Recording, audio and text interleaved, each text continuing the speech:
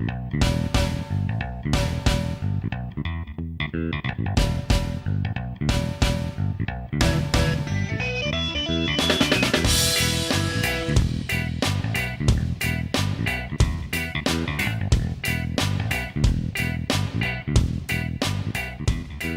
back into the Huddle, talking Sullivan South Rebel football. I'm your host, Tom Taylor, and Coach, man, what a ball game. One for the ages last week. This was one that it was almost a thrill a minute, to use the old, who's the boxing, the Thrill of Manila? It's kind of like that, two heavyweights, and it was a heck of a football game. Of course, we win the thing 21-20, but what a great night for Sullivan South Rebel football. It was. Anytime you're in the playoffs against a Greenville-type team, they're used to being there. They're a tough out. I've told the kids that all week. I knew we had to kind of play that kind of football game to win, and we talk all the time about in big football games you got to throw punches and take punches. Hopefully at the end you've thrown more than you've taken, and that worked out for us. In a big football game, I mean, momentum. Good grief. We jump out and get the lead early, 14-0. Looks like everything's going our way. Then, kaboom, back they come roaring. And they really, in my opinion, dominated the game as far as momentum from most of the football game to the last quarter. So it was very much a game of ebbs and flows for both South and Greenville. It was. We got out to a 2-touchdown lead. It still didn't feel comfortable. They hit a big play there on one that was close to whether he was on the ground or not. Makes a good run. And then throw a deep when they get behind us there before the half's over. And I felt like we played really well early. From that point on there to the end of the game, I felt like Greenville had the momentum like you talked about. And then we just made enough plays there at the end to win. Thought the punt, what took that roll, looked like it was about a 75 to 80-yard punt time with the roll for the young man from Greenville. Put us way back in the hole, and I thought that was a big key to the football game for them to get some momentum and sustain momentum. It was. We were in pretty good shape right there, up 2 touchdowns, and getting the football back, and we let a punt get over our head. It was just an alignment issue. The guy got off a pretty good punt for that kind of weather. And this just the luck of the draw there. That thing rolled down inside the 5, and it put us in tough field position. We talked about this last week, but going into the Greenville game, how much special teams plays a big part in a football game. Of course, you had that long punt. You go right back to see Will Blair. We'll talk about it in a moment and show the highlight, I think, of where he got that tip on the point after it was the deciding point of the football game. Yeah, and that was huge, special teams-wise. Another thing, 2 things special teams-wise that I don't know if we realized, and I didn't after the game and watched some film, was they roughed our kicker on 2 out of 3 of our extra points, which moved it up 15 yards and allowed us to kick it in the end zone. They had a couple guys back on that return team that are tough to tackle, and we were going to have to take a chance, either kick it back there or squib kick it or pooch kick it and give them good field position. But those 2 penalties pushed it up. We got to kick them in the end zone, and they had to start from the 20 twice, which was huge. Of course, Greenville's coach Kane Ballard also said in the post-game comments read the next day in the Times News, he said, penalties have killed us all year long, and those are very costly because, again, that gave us great field position to stop their momentum. It did, and that was big. Anytime you start from the 20, we've talked on here before, your percentages go way down. And there at the end of the game, those 10 or 15 yards on the kickoff was huge. We're talking again to head coach Sam Haynie. We're talking Sullivan South Rebel football. Let's run down the top 8 still left in the state, which is really cool to sit here and be saying that. Fulton, of course, and the Rebels will hook up again Friday night. Sullivan South 7th in the state in the last rankings. Fulton at number 1. You also have Loudon will be at home. They're 10th ranked in the state against Livingston Academy. Also Friday night. Number 8, Pearl Con. Again, we've heard it pronounced both ways. They're at home to White House on Friday night. Then also way out in West Tennessee, number 2 ranked Crockett County and 5th ranked Tresvant will play each other. That'll be at Crockett County. So, Coach, again, you take 1, 2, 3, 4, 5, 6 out of the top 10 of the final rankings are playing Friday night in the top 8. One of those, I'm proud to say, are the Sullivan South Rebels. Yeah, it's huge for us. We talk about it. We started with 32.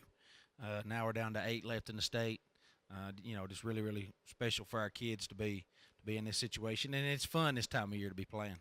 Come back with us. We'll show you some highlights of a fantastic finish to the Sullivan South Rebels and a guy, once again, Dylan Wigger, and a cast of characters beat a very good Greenville football team. We'll come back and show you all about it in the huddle with Sam Haynie as you're watching Sullivan South Rebel football.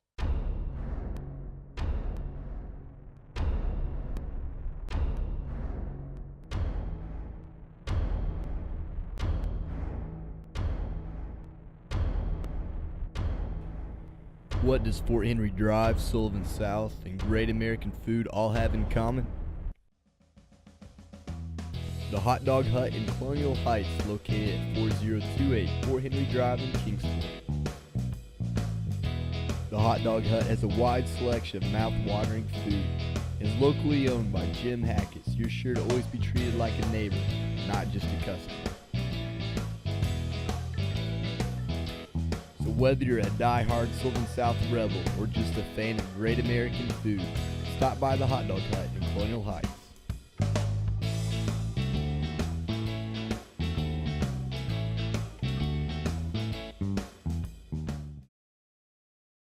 Wake up to a new, better breakfast. It's Golden Corral's tastier than ever ultimate weekend breakfast buffet. For one low price, it's our new buttermilk pancakes, bacon, sausage, signature omelets, and more. Juice included. It's a better breakfast, and it's only at Golden Corral.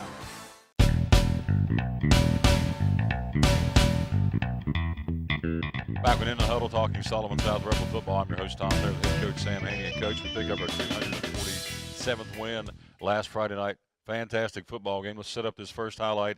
Again, Mr. Wigger gets the thing going, kind of sets the stage for our football team with that 9-yard run. Yeah, you know, we'd throw a good mix of running passes on that first drive. Protection was really, really good by the offensive line. A couple good throws by Dylan. Get it down inside the 10. Run a little influence trap play that we'd put in. And got Dylan up in there and hit the guys there about the 2 or 3 and carried them in for a big score there to start the game. Big touchdown. Burdine's point after again. Mr. Consistency. We'll talk about him in a moment. He was one of our players of the game, Brad Burdine. I mean, the guy just answered the bell in cold weather. He's been answering it all season long. Quite frankly, he's been answering it his entire career here at Sullivan South. Gets it up first point after 7-0 Sullivan South. Right back down the field. Wigger with a 2-yard plunge and showcase this play. Would you please? You know, another same kind of deal. We're running and throwing down the field, kind of executing our game plan. A lot of times, you know, you come out and got to deviate a little bit. Our plan was working. Got down inside there again, brought the heavy package in, something that we saw against Elizabethton. Our guys got off the ball, and Dylan hit it in there and got us another touchdown. Another Burdine point after 14-0 Sullivan South. We're off and running, but hey, you're not here for a fluke. You're a good football team to get where you are, and here comes Greenville roaring back, and Quan Harrison, this kid is the deal, and kept using the adjective on the radio broadcast of being slippery like an eel, because several times we had guys coming in on him, and it looked like we had him for a loss and a big loss, and he slipped away and got positive yardage. And in fact, one of them ended up being a big touchdown run for him. Yeah, I don't think people realize how strong the kid was. He's kind of small in stature, but he was quick. Pretty powerful guy at the line of scrimmage there when you're trying to tackle him. And then when he got out in open field, he could run and got away from us quite a bit. Yep, and so he gets that first touchdown, a 41-yard run. Ethan Ellis's point after, and here we go. It's 14-7. Here they come roaring back. I thought this was a big play for them because he had busted the coverage, was running down the field to the near sideline, pulled up right before he to go past the line to pass, and dumped it to a kid who just kind of backpedaled in behind our coverage to Keem Young for a 43-yard touchdown. I thought that was huge for Greenville, and that really got their crowd into it. Yeah, that's tough for us because we felt like we played a pretty good first half, and then for them to pull even right there before halftime. You know, that's an emotional thing that's not good for you. Good thing we shook that off. But once again, he gets outside of the containment. It's tough to cover people when the quarterback's running around and then they sneak behind us and tie the game there before half. Yep. We're talking to Sam Haynie, talking Sullivan South Rebel football. Coach, you're going to halftime. What'd you tell the kids? Well, you know, I told them, you know, we made an adjustment, offensive adjustments and defensive adjustments, and you know, our speech before we went out was the toughest team's going to win this game. You know, the team that wants to win, that's going to refuse to lose and continue to play. I knew that it was going to be that kind of second half, and so many times this time of year, kids just make the decision, we're going to take whatever happens, and they're going to be fine with it. And I told them if that happened, that'd probably be our last game of the season. But if they refused to lose and would play, we'd give ourselves a chance to win. And, you know, in fact, it came down to that at the end of the game. Absolutely. Come back out in the second half. Quan Harrison gets another big run, 29-yarder to give them the lead. And, again, the play of the game, one of the plays of the game, there's a lot of them, was the obvious tip point after by Will Blair. Reached up there and got his fingers on that thing. And big block for us, and that turned out to be the deciding point of the football game, as it turns out. Big game for Will Blair. It was. Will blocked the extra point in the first quarter. Harrison broke out. Will chased him down on a great play and tackled him. Didn't look like a big deal right there on that hustle play. 2 plays later, he fumbles, and we get the football back. If we would have been satisfied and let him get on in there, we probably wouldn't have won that game. Yeah, Will Blair, in fact, that run the coach is alluding to, he actually went airborne and going on an old cold night and sacrificed his body. He thought, I got one chance to get him, just went airborne and got him, brought him down, saved the touchdown. So, yeah, Will Blair ended up being one of our players of the game on the radio broadcast. So we come down to that final fourth quarter. We're down, of course. Wigger uncharacteristically has thrown 2 interceptions, and that last one, he aired it out and down around the goal line. It was intercepted by Greenville.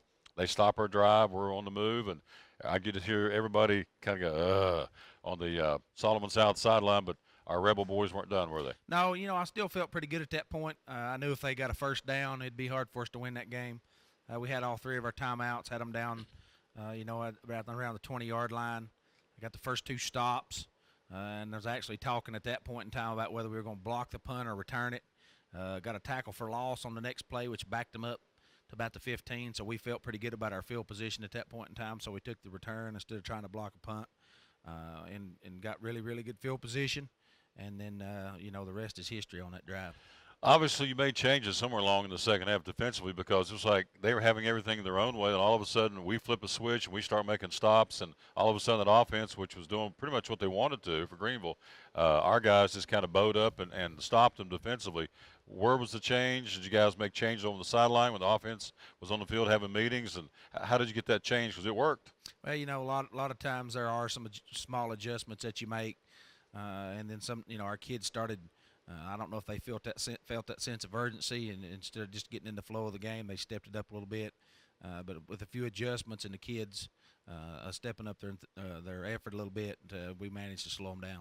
Absolutely. Of course, the touchdown of the ball game. Describe this one for us, our last highlight. Wigger just, once again, much like the Elizabethan game, he said, I'm going to get in, and he willed his football team to win this game, along with the other kids. It wasn't just Dylan Wigger, but this touchdown just kind of epitomized Dylan. He was not going to be denied. Well, I'll tell you, the thing I'm most proud about him was, when he threw that interception, he came off. Coach Wooten and the guys just kept him up. We still got a shot. After the game, he alluded to that the team picked him up from that mistake on that interception. But on that last drive, as you said, he was going to get it in. He was running hard. Just a good sense of he's going to get it in there. And those guys were blocking for him. Everybody was giving all they had, and a big score for us late. Once again, let's give tribute to the offensive line because throughout the football game, Dylan, had lots of time. Now, granted, the pocket would collapse at some point, but for 3 or 4 or 5 seconds, just about every play, he had some good protection back there. Props to the offensive line. Well, and we've said, all throughout the playoffs in any big game, you got to stop the run. You got to run the football. At the end of the game, our defense stopped the run when we had to. And 4 of our last 5 plays on that drive were running plays. As much as we like to throw it and air it out, we anchored in there and ran the football in the end zone, which was important. They had a bunch of people in coverage making it tough on us to throw it. So, running the ball and stopping the run came back to hold true for us, and it worked out. Late in the football game, again, we're talking to head coach Sam Haynie. We're talking Sullivan South Rebel football. Late in the game, cold, temperature continues to drop, trying to kick up balls like we keep saying, like trying to kick a cinder block.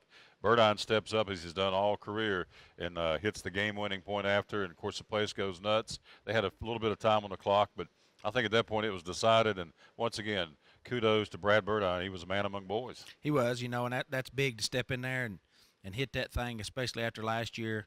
Losing that game by 1 point by no means was the extra point last year his fault. There's a lot of plays in that game, but he steps in, and he didn't act like we had any pressure. Will Blair, the long snapper, Christian Compton, the holder, been good, perfect all year on the snaps and hold. Burdine kicks it through there, and just a big moment for us, a big moment for our team. Big moment for our school. Again, winning against a very good Greenville team. And, again, finishing it off with the final score of 21-20. Coach, before we go to the break, a couple of numbers here. Rushing the football, of course, Harrison had most of this, 305 yards for Greenville. South had 117 yards rushing. Wigger, 19 out of 30 with 3 interceptions. He didn't realize he aired it out 30 times, but he did. For 213 yards, you held Greenville to 61 yards passing. Total offense, Greenville 366, Sullivan South 330. So pretty balanced, but we had the edge passing. They had the edge, obviously, rushing. They did, and when you come down to statistics, it was just as it looked on the scoreboard, very close. We made a play or two late. A lot of times it comes down to a few plays in the game, and I guess if you look at the obvious, the block extra point, when the statistics and the score's close, that block extra point, and more important than anything, coming back and them taking the lead, I felt like we were emotionally kind of flat right there. They were kind of controlled the momentum. And even though that was early in the third quarter, that block extra point kind of gave us a little charge in that game. Absolutely. And one more point before we go to the break, penalties. You told me earlier in the season we were having all these penalties. You said as we get deeper into the season, we get more intense, the penalties will go away. 5 penalties for 52 yards. Another good night for the Rebels playing basically error-free football. Yeah, focus a lot of times on that time of year creates penalties. Our guys have been really locked in. We've avoided the big penalty at the wrong time. The face mask penalty on Will Blair, and his head got turned around before he fumbled was big that Greenville did. But we've managed to elude that, and that's why we are where we are now. Where we are is heading down to Knox Fulton Friday night to take on the #1 team in the state. We'll come back and talk about with head coach Sam Haynie as you're watching Sullivan South Rebel football. From the driveways where your kids play basketball and ride their bicycles, to the parking lots at your local church or grocery store, Bracken Paving is an important part of many neighborhoods in our area. No matter how large or how small the job, Bracken strives for excellence in every service they provide. It's a foundation for a strong community. Discover the difference at Bracken Paving and Asphalt Maintenance. Give us a call or visit us online at brackenpaving.com.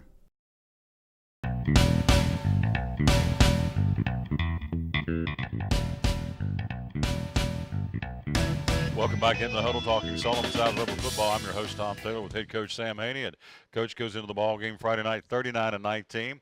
He's 4-4 now as the head coach in playoff postseason play at Sullivan South. And as a school, Sullivan South picks up number 247. We beat Greenville last week.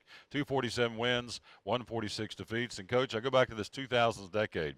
Pretty impressive. Sullivan South 120 and 61 in the 2000 decade.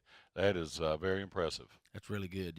That's one thing we pride ourselves on is being consistent, having some tradition, playing hard football, and this team has done exactly what the past teams have done and stepped in there and played really, really good, and we're excited about it.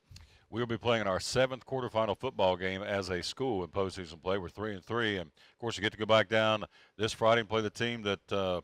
Quite frankly, they told us, and as it played out the rest of the season, we played them closer than anybody. After they beat us, they went on, of course, and had a heck of a run.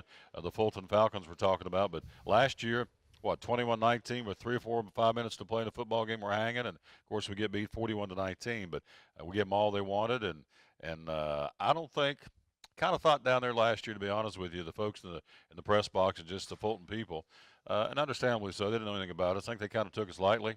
I don't think that's going to be the case this year. I don't think so this year. I mean, No. they've said many times on some media outlets that we played them tough last year. I think they'll be ready for us this year, which that means we're going to have to step up our game that much more. But a heck of an effort last year. But you know what? We want to get that effort and try to get down there and get us a win if we can and play hard against that bunch. Absolutely. Give us a scouting report. Let's start offensively. What do the Falcons do? Well, they're a run-oriented team. They've got 3 or 4 backs that have run for a lot of yardage. They'll take some shots down the field. Their quarterback throws it up, and got some athletic receivers that can go get it. So they're very, very explosive. I mean, I think they're 3rd nationally in scoring. I think they're averaging 61.1 points per game, which is phenomenal. Just very phenomenal. So there's no secret that it's going to be a huge challenge for our defense. Even a busted play, missed assignment, missed tackle. And a lot of teams, that results in a big gain. Against a team like Fulton, that's a touchdown. As a matter of fact, they average 61 points a game, give up 5 to their opponent. South, however, averaging 41 and giving up 9. So a little not as close comparison-wise as last week with Greenville, but still, South putting up a lot of points. They are too.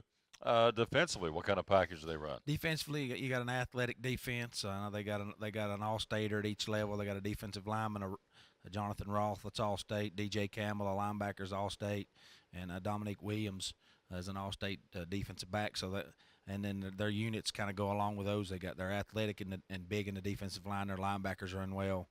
Their secondary can play man coverage. So we're going to have a challenge offensively too. We're going to have to be able to block them. We're going to be able to get off some press coverage, make some throws, and just play a I hate to say perfect game. Nobody can play perfect, but we're going to have to play a pretty flawless game to hang in there.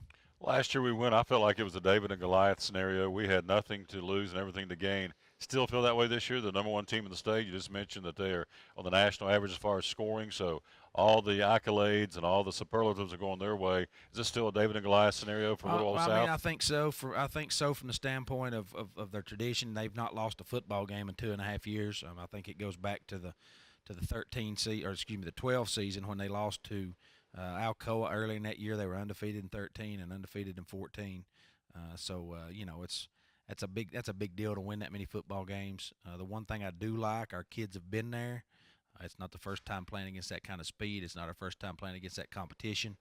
We got out some this summer. We went against Science Hill and tried to get just used to playing teams that are physical and athletic and competed pretty decent. We're looking to get down there. It's not going to be a secret. We know where we're going. Last year we didn't know where we were going. Didn't really know what we were getting into. This year we're well aware of what's going on.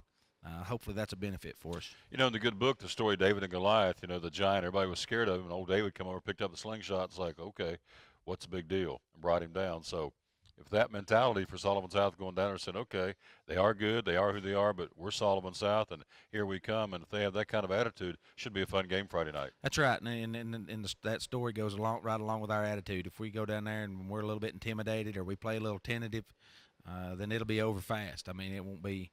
It'll be tough to win. But if we get down there and don't show any fear and play and do what we're supposed to do, hopefully we can give ourselves a chance to win the game. Injury, everybody in pretty good shape. Injury status? Yeah, for right now, Burdine got his knee just tweaked a little bit on that last extra point. I don't think it's anything that's going to keep him from kicking, but everybody else has just got some bangs and bruises. May have set up, but in closing here, the keys for us to go down. You may have just mentioned it, but again, zero in on the keys for South to go down and knock off the number one team in the state. Well, number one, we got to tackle well in space, eliminate the big play. They're going to get a play or two as fast as they are.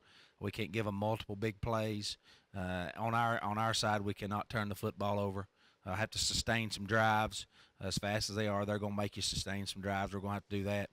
Play penalty free, and then just kind of play with a reckless abandon and go down there and with nothing to lose and play wide open. What does Coach Davenport say? Well, that's the reason you get on the bus. You get on the bus. Can I get us a W? Good luck. Yes, sir. Thank you. Go Rebels. We'll have that game for you on the radio coming up beginning at 5:30 on Friday afternoon on AM 870, 100.7 FM, and around the world on TopGunRadio.com. So if you can't get there, although I bet the Rebel Nation will be well represented. They were last year, but if you can't get there, give us a listen. Again, on AM 870, 100.7 FM, or on the internet around the world on TopGunRadio.com. We're finding out we got Rebel fans all over the world will be wanting to listen and watch, or in this case, listen to the broadcast. And, of course, there's two teams left in Northeast Tennessee still playing football at this point of the season. One of those are the lads from Sullivan South, the Sullivan South Rebels. For Coach Haynie, I'm Tom Taylor, your host. Again, remember, win or lose, be a good sport. See you next week, and go Rebels. You're watching Sullivan South Rebels football.